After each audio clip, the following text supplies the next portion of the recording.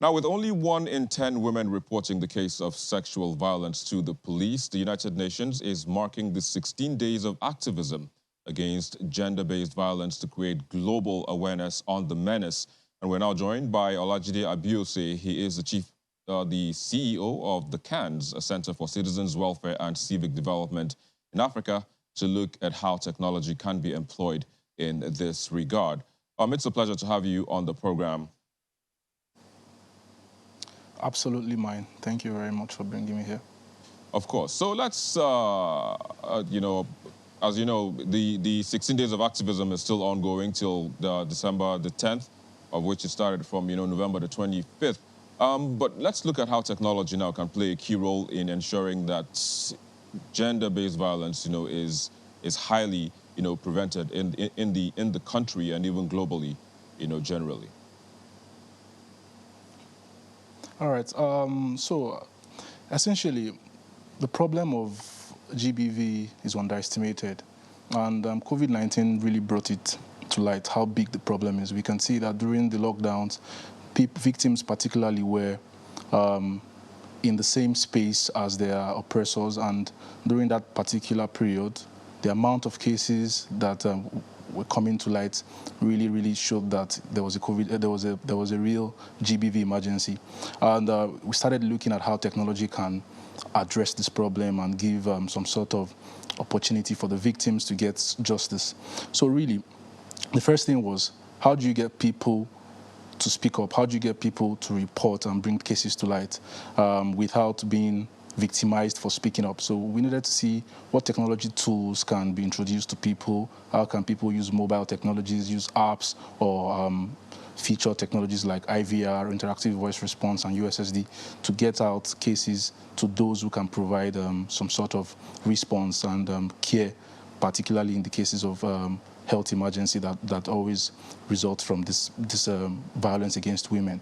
So we created a tool called the Unsub app in partnership with a couple of organizations that are set up to address the cases of gender-based violence. Unsub allows people to use mobile and web technologies and even technologies like the USSD and IVR to report when they experience both all the different forms of GBV, domestic violence, intimate partner violence, infanticide, and all the other forms. So Unsub allows them report these cases online, and immediately first responders who are signed up as stakeholders on the platform, who are mapped to address different forms of the violence, take up these cases, contact the victims.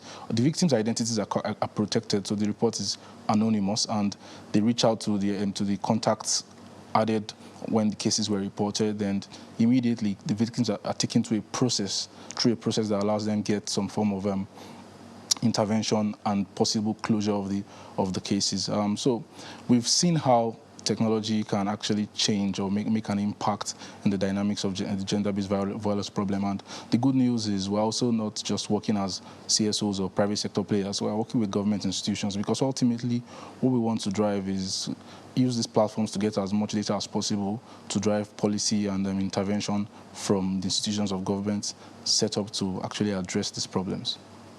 All right, so you spoke about anonymity, which is one of the key reasons why, about only 1 in 10 women reports, their issues or their cases of GBV to the police so as to get help. So the issue of security now, how watertight is your security? How sure are you that a hacker cannot hack that application to, access data of who has sent what to where? So I'll be quite honest. There's no technology that is completely hack-proof.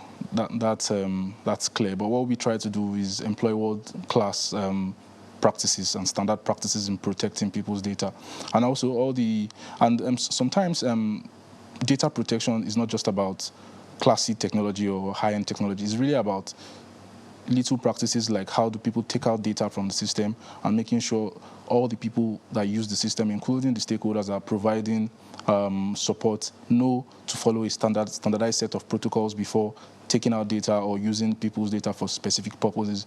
You can achieve more by just creating protocols that guide the use of victim or survivor data rather than implementing very high-level tech, because really there's no technology. The top five. And we take... There's no technology that is completely hack-proof. So we just follow standardized protocols, and we use the best technologies available, cloud, with all the necessary security protocols. Hope that, that technology is never, breached at any point in time. And hopefully all of the cases that are reported, hopefully all of the cases that are reported also, justice will be gotten for the victims who make bold to report their cases of GBV. But I have to say thank you again to you also for joining us on the program today. Absolutely. It's a pleasure.